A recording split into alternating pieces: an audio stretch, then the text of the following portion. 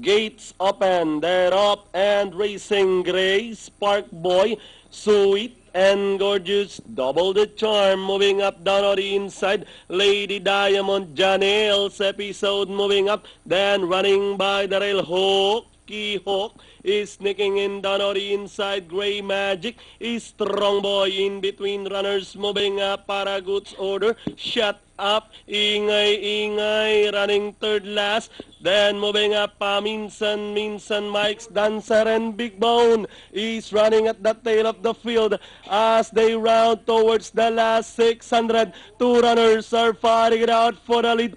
Double the charms, moving up on the outside is Sweet and Gorgeous. Then moving up now is Grace.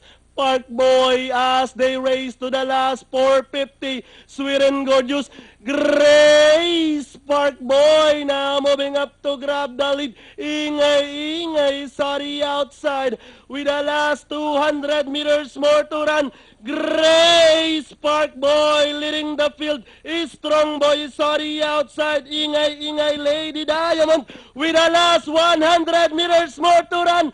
Grace Park Boy over Ingay, and finally Grace Park Boy. Ingay. Strong Boy, Lady Diamond, and Janelle's episode close with number 10 para Goods Order for your Pentapecta.